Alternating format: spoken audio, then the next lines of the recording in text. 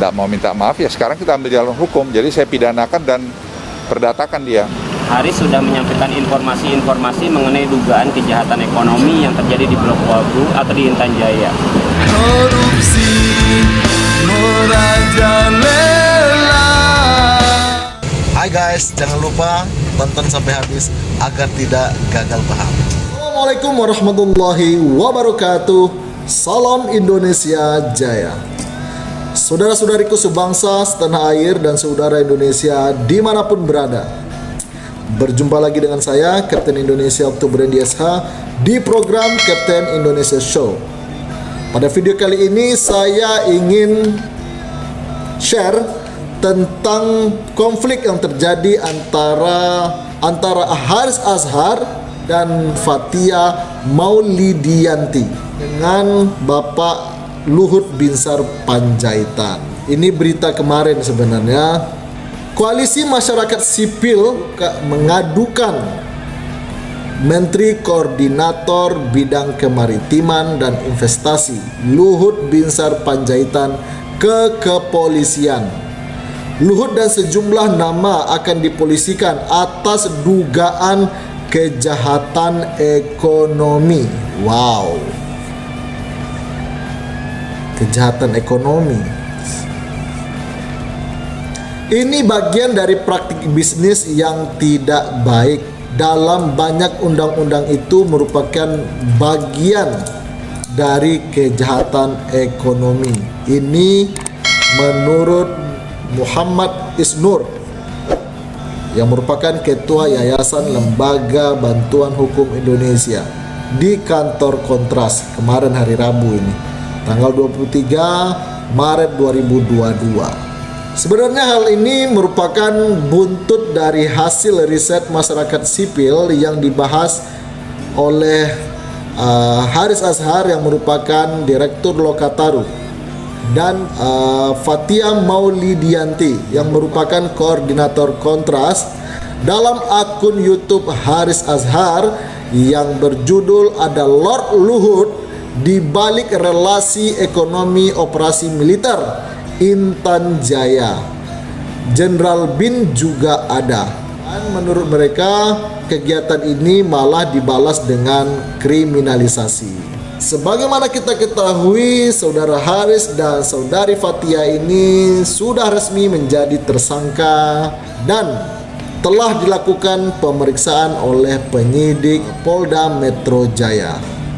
Haris Azhar dan Fathia keduanya dijerat pasal 27 ayat 3 jungto pasal 45 ayat 3 Undang-Undang Nomor 19 Tahun 2016 tentang perubahan atas Undang-Undang Nomor 11 Tahun 2008 tentang informasi dan transaksi elektronik, pasal 310 KUHP, pasal 14 ayat 2 dan pasal 15 Undang-Undang Nomor 1 Tahun 1946.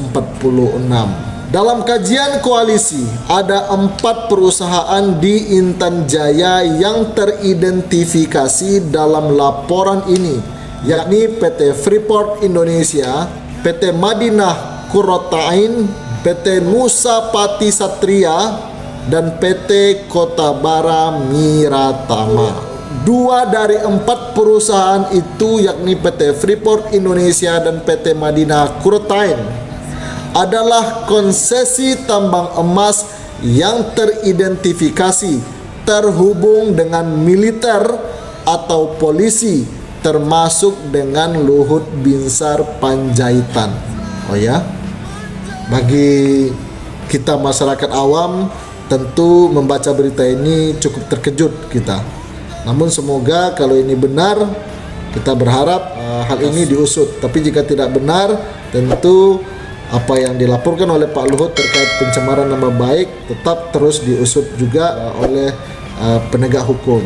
Sementara Leonard Simanjuntak, Kepala Greenpeace Indonesia, menyatakan rantai kekerasan di Papua yang telah memakan banyak korban harus segera dihentikan, termasuk yang disebabkan oleh pengerukan sumber daya alam yang didukung oleh penempatan satuan-satuan militer. Saya sebagai mantan anggota TNI, mantan perwira TNI, jujur sekali saya tidak tahu menanggut permasalahan ini. Dan membaca berita ini tentu saya cukup terkaget-kaget. Ini yang disampaikan lagi oleh Ketua YLBHI Muhammad Isnur. Riset ekonomi politik ini seharusnya menjadi bahan diskusi publik untuk memperbaiki berbagai kesalahan tata kelola sumber daya alam di Papua yang selama ini merugikan orang asli Papua dan selayaknya ditanggapi secara sehat dengan argumen-argumen yang rasional, bukan dengan pemidanaan seperti ini. Tutur Saudara Muhammad Isnur yang merupakan Ketua YLBHI. Yang menjadi bahan pertanyaan saya yang pertama, jikalau memang benar ini adanya, kenapa baru diungkap, baru dilaporkan ke polisi setelah ditetapkan menjadi tersangka?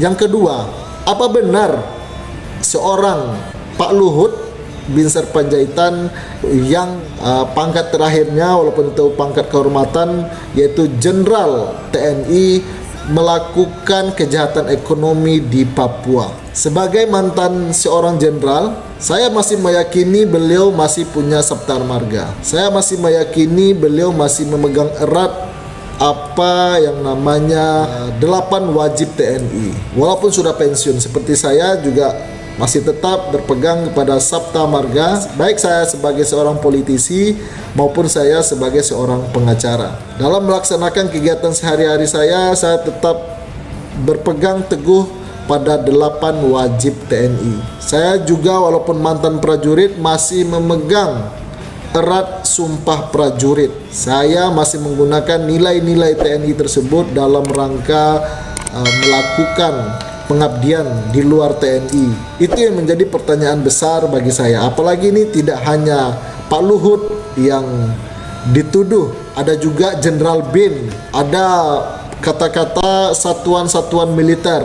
Ini yang membuat saya cukup shock membaca berita-berita terkait yang dituduhkan oleh saudara Haris Azhar dan juga saudari Fathia. Namun saya mencoba untuk berpikir positif terhadap hal ini semua, tentunya dalam kerangka di bawah undang-undang yang mengatur terkait penegakan hukum di negeri kita.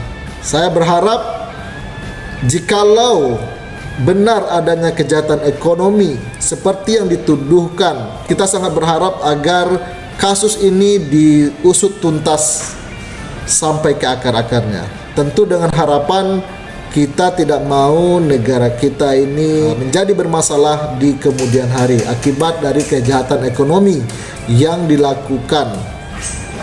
Jikalau itu benar, jikalau tidak benar, ini adalah sebuah fitnah tanpa didukung data-data yang valid, tanpa didukung oleh alat bukti sesuai yang diatur oleh KUHAP, dan tentunya apa yang dituduhkan oleh Pak Luhut terhadap saudara Haris Azhar dan juga saudara Fathia ini benar adanya, bahwa ada pencemaran nama baik, dan pencemaran nama baik itu dilakukan ditransmisikan elektronik. Makanya di sini juga dijerat dengan pasal yang melanggar Undang-Undang ITE selain 310 KUHP pencemaran nama baik tersebut. Dan tentunya kita berharap dan berdoa agar seluruh aparat penegak hukum di negara kita benar-benar memegang integritas yang tinggi dalam melaksanakan tugasnya. Yang benar wajib kita katakan benar, wajib kita dukung bersama. Yang salah tentu wajib dihukum. Kita tentu berharap kepada seluruh penegak hukum kita benar-benar peduli dengan permasalahan-permasalahan yang terjadi yang tentunya dapat merugikan masyarakat. Posisi saya, tentu saya ingin berada di tengah-tengah, hanya sebagai rakyat Indonesia yang berharap penegakan hukum terhadap para pelanggar hukum dilaksanakan dengan baik dan konsisten sesuai dengan aturan yang berlaku. Jikalau Pak Luhut CS bersalah melakukan kejahatan ekonomi di Papua, tentu kita berharap para penegak hukum tidak ragu-ragu menindaknya.